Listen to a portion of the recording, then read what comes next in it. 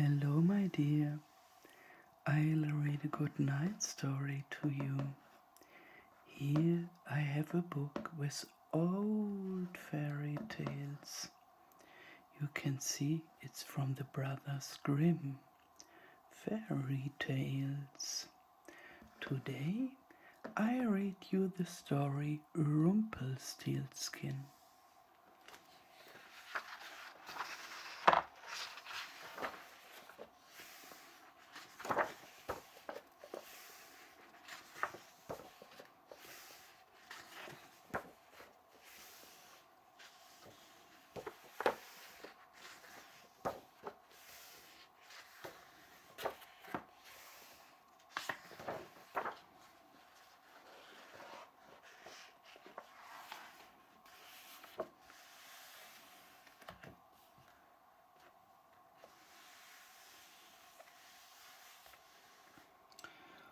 Rumpelstilskin. By the side of a wood in a country a long way off ran a fine stream of water, and upon the stream there stood a mill. The miller's house was close by, and the miller, you must know, had a very beautiful daughter. She was, moreover, very shrewd and clever, and the miller was so proud of her that he one day told the king of the land, who used to come and hunt in the wood, that his daughter could spin gold out of straw. Now this king was very fond of money, and when he heard the miller's boast, his greediness was raised, and he sent for the girl to be brought before him. Then he led her to a chamber in his palace, where there was a great heap of straw, and gave her a spinning wheel, and said, "All this must be spun into gold before morning, as you love your life." It was in vain that the poor maiden said that it was only a silly boast of her father, for that she could do not such a thing as spin straw into gold. The chamber door was locked, and she was left alone. She sat down in one corner of the room and began to bewail her hard fate, when on a sudden the door opened, and a droll-looking little man hobbled in and said, "Good morrow to you, my good lass. What are you weeping for?" "Alas," said she, "I must spin this straw into gold, and I know not how." "What will you give me," said the hobgoblin, "to do it for you?" "My necklace," replied the maiden. He took her at her word, and sat himself down to the wheel, and whistled and sang, round about, lo and behold, reel away, straw into gold." And round about the wheel went merrily, the work was quickly done, and the straw was all spun into gold. When the king came and saw this, he was greatly astonished and pleased, but his heart grew still more greedy of gain, and he shut up the poor miller's daughter again with a fresh task. Then she knew not what to do, and sat down once more to weep.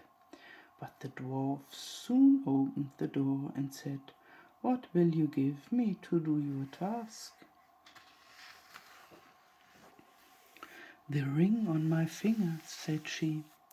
So her little friend took the ring and began to work at the wheel again, and whistled and sang, round about, lo and behold, reel away, straw into gold.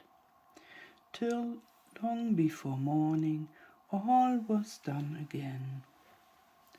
The king was greatly delighted to see all this glittering treasure, but still he had not enough. So he took the miller's daughter to a yet larger heap and said, "All this must be spun tonight, and if it is, you shall be my queen." As soon as she was alone, that dwarf came in and said, "What will you give me to spin gold for you the third time?" "I have nothing left," said she. "Then say, 'You will give me,'" said the little man, "'the first little child that you may have when you are a queen.'" "That may never be," thought the miller's daughter, and as she knew no other way to get her task done, she said she would do what he asked.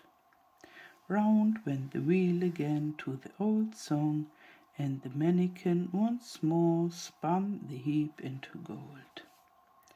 The king came in the morning, and, finding all he wanted, was forced to keep his word.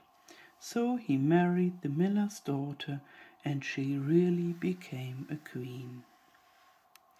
At the birth of her first little child, she was very glad and forgot the dwarf and what she had said.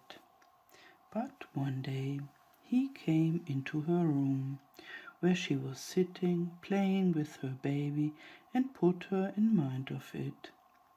Then she grieved sorely at her misfortune, and said she would give him all the wealth of the kingdom if he would let her off, but in vain, till at last her tears softened him, and he said, "I will give you 3 days' grace, and if during that time you tell me my name, you shall keep your child."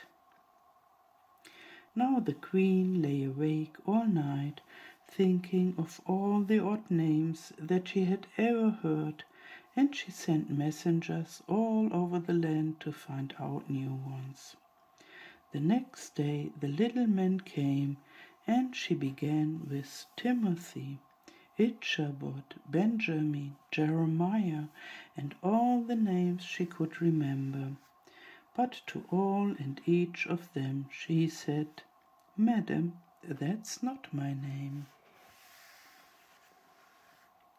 The second day she began with all the comical names she could hear of, Bandy Legs, Hunchback, Crookshanks, and so on. But the little gentleman still said to every one of them, "Madam, that's not my name." The third day one of the messengers came back and said, "I have travelled 2 days without hearing of any other names. But yesterday I was climbing a high hill among the trees of the forest, where the fox and the hare bid each other good night. I saw a little hut, and before the hut burned a fire, and round about the fire a funny little dwarf was dancing upon one leg and singing, 'Merrily the feast I'll make. Today I'll brew, tomorrow bake, merrily I'll dance and sing, for next day will a stranger bring, little does my lady dream, Rumpelstilskin is my name.'"